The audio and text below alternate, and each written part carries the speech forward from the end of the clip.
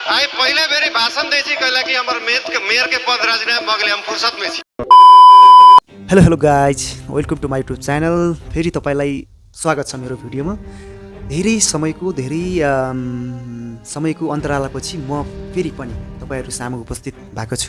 आज म केही नयाँ रोचक हैन, अब अहिलेको जल्दो बल्दो राजनीतिक माहौल के छ, चुनावको माहौल के छ, निर्वाचनमा कसरी काम कुरो भइरहेछ भन्ने कुरालाई मध्यनजर नगरी अहिले मेन को भाइरल भएको छ, कसरी भाइरल भएको छ भन्ने कुरालाई म जोड दिन चाहन्छु। तपाईँले मैले भन्नुभन्दा अगाडि नै तपाईँले कुरा बुझिसक्नु भएको छ होला। म तपाईँलाई यसो मनोरञ्जनको लागि मात्रै आफ्नो मनमा लागेको कुराहरू मात्रै भन्न आएको है। विशेष गरी तपाईँले थाहा पाउनु भएको छ दमकमा कसको चर्चा छ? बालेनको। अहिले बालेनको किन बालेन दमकबाटै लड्ने भनेर तम्सिए होइन? राजसभाका वरिष्ठ नेता किन दमकबाटै लड्ने भनेर तम्सियो त? इतिहास रच्नको लागि हो। त्यहाँ दमकबाट जितेपछि, केपी ओलीलाई जितेपछि अन्यत्र ठाउँमा गएर किन जित्नु पर्यो?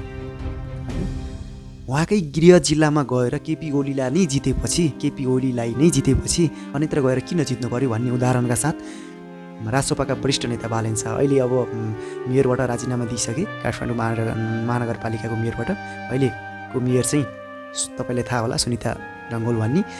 र तपाईँले भिडभाड कस्तो छ के छ भन्ने कुरा त देखिसक्नुभयो होला। एकछिन यो भिडियो हेरेर मनोरञ्जन लगौँ है। आइएको मधेसिया छौडा प्रधानमन्त्री बनेला है वैला हेर्नुभयो भिडियो? कस्तो लाग्यो तपाईँलाई भिडियोको त्यो दमदार मैथलीमा दिएको त्यो मन्तव्य र त्यो भाषण कस्तो लाग्यो तपाईँलाई? एकदमै जागरुक, एकदमै उर्वर एकदमै होइन, म पनि जानुपर्छ क्या भन्ने जस्तो लाग्यो? पक्कै पनि सबैलाई लाग्यो होला। र तपाईँले देख्नु भएको छ होला मैथलीमा कसरी सरासर उनले म पनि एउटा मधेसीको छाउरा हुँ, मधेसीको केटो हुँ। त्यो छाउराको अर्थ फेरि कुनै दुई चारवटा नेताहरूले होइन म छाउरा भनेको कुकुरको छाउरो हो के भन्न खोजेको गलत पृष्ठ्याउन खोजेका छन्। तर त्यो त्यस्तो होइन। मधेसी छाउरा भनेको के हो त? मधेसको केटो हुँ म भनेको हो होइन। त्यो मैथली भाषामा स्पष्ट बुझ्न सकिन्छ। त्यो थाहा पनि होला कहीँलाई। त्यो दुई चारवटाले भन्दैमा त्यो छाउरा भन्दैमा त्यो कुकुरको छाउरा भन्दैमा त्यो गलत भइजाने होइन है। यो मानेमा तपाईँले यो भिडियोहरू मैले छोटो क्लिपमा भिडियो देखाएको छु, त्यो भिडियोमा हेरेर पनि प्रष्ट हुन सक्नुहुन्छ तपाईँहरू। अहिले राजसभाको रवि लामिछानेले के भनेका छन्?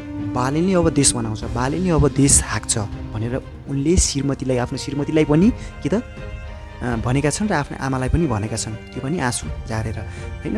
अब तपाईँले देख्नै भएको छ बालेनमा कस्तो क्षमता छ क्या, के क्षमता छ होइन। त्यो त्यत्तिकै त भएको होइन नि त त्यो क्षमता भन्ने कुरा होइन। दुई चारवटाले कुरा काटुन् त्यो बेग्लै कुरा भयो।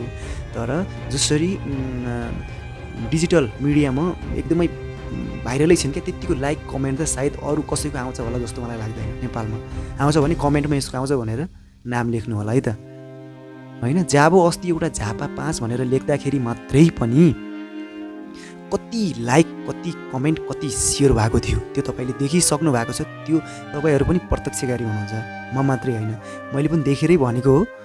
र जाबो त्यति झापा 5 लेख्दैमा त्यत्रो उथल पुथल हुन्छ भने, कुनै घटनालाई लिएर हाल्यो भने डिजिटल मिडियामा, सोसल मिडियामा पनि त्यत्तिकै पावरफुल जमाएर बसेछन् बालेन शाह।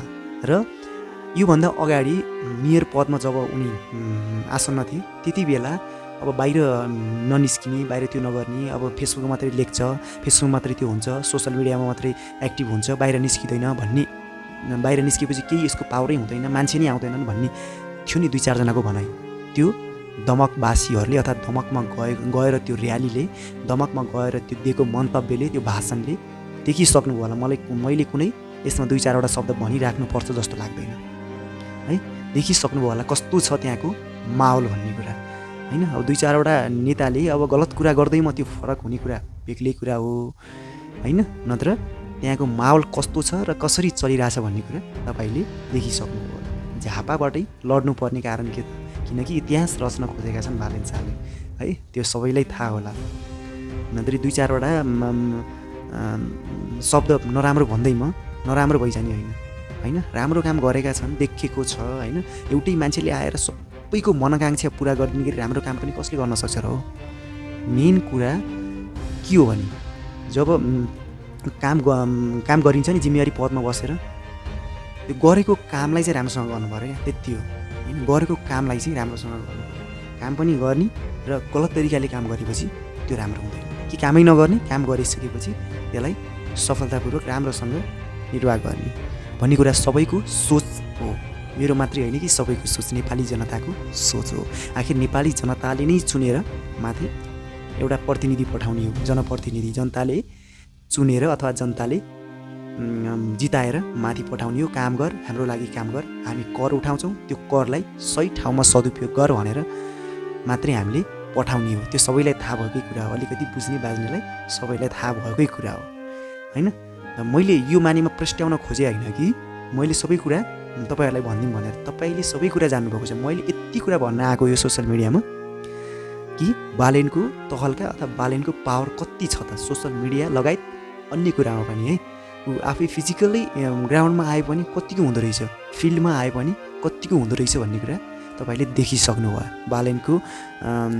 बालेनले के भनेको छ क्या, बालेनले मैथलीमा कसरी भनेको छ, त्यो मैथली शब्द नबुझ्ने मान्छेलाई पनि मन परेको छ क्या त्यो भाषा, त्यो भाषण के होइन।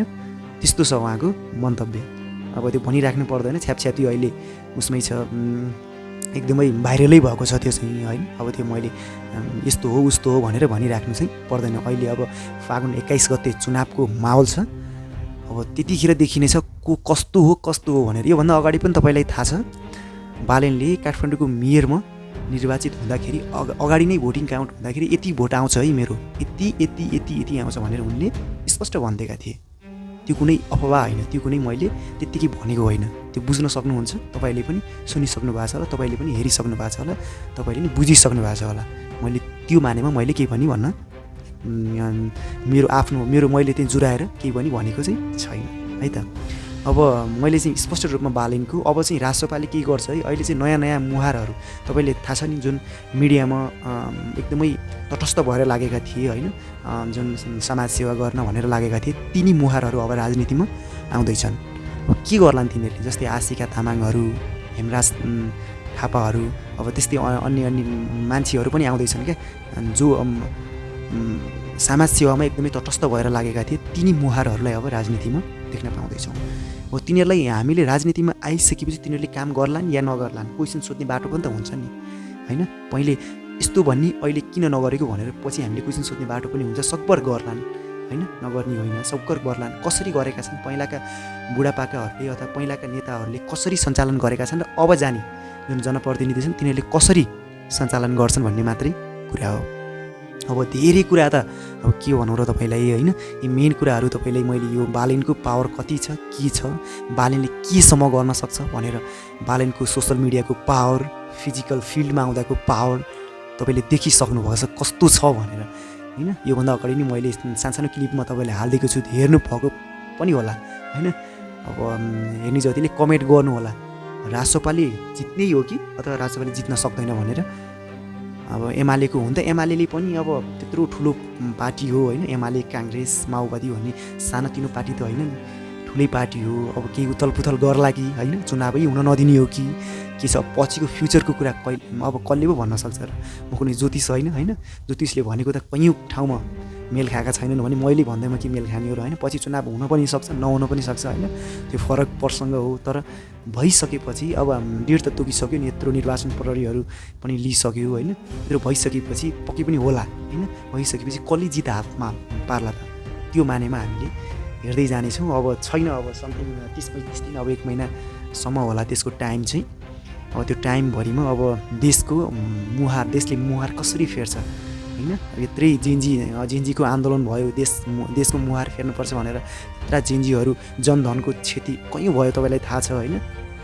मान्छेले भर्खरका कलिला बालबालिकाले अथवा कलिला मान्छेहरूले जेन्जीहरूले ज्यान गुमाउनु पर्यो, त्यो तपाईँलाई थाहा छ। अब त्यसको अब कारण अब भन्छन्, केपीले पनि भन्छ त्यो अब सिंहदरबार त्यत्रो जलाउँदाखेरि त्यो रोक्न गएन, जेन्जीलाई झन् उस्कायो भनेर केपी ओलीको आरोप त्यस्तो छ। बालेन शाहको आरोप फेरि भाग्यो, डरायो, हेलिकप्टरमै भाग्यो भनेर त्यस्तो छ। अब साँचो कुरा के हो भन्ने कुरा त तपाईँलाई थाहा छ, भनिराख्नु नै पर्दैन त्यस्तो कुराहरू होइन। अब हामीले मेन टार्गेट अब नयाँ जनप्रतिनिधिहरू रोजेर काम गर्ने खालको जनप्रतिनिधिहरूलाई भोट दिएर जिताएर अब हामीले स्वदेशमै के गर्नुपर्छ, विदेशमा गएर अरूको देश निर्माण गर्ने होइन कि स्वदेशमै बसेर आफ्नै देश निर्माण गर्नुपर्छ भन्ने कुरा हामीले आत्मसात गर्नुपर्छ। अब चाहिँ है अबको पालि चाहिँ अब चाहे त्यो जुनसुकै मान्छे होस्, राम्रो काम गर्ने मान्छेलाई जिताउनुपर्छ, भोट दिनुपर्छ भन्दै आजको तातोकै एकदमै मनमा लाग्यो खुल्दिली होइन, बालेनको पावर कति छ त के छ भन्ने कुरा चाहिँ मैले तपाईँलाई भन्न खोजेको चाहिँ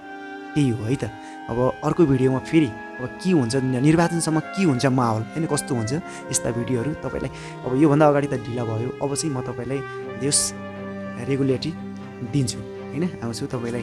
तपाईँको अब म्यासेजहरूको प्रतिक्रिया के हुन्छ, कस्तो हुन्छ तपाईँले पनि दिनुहोस्। आजको भिडियो यति नै, हस् त, धन्यवाद।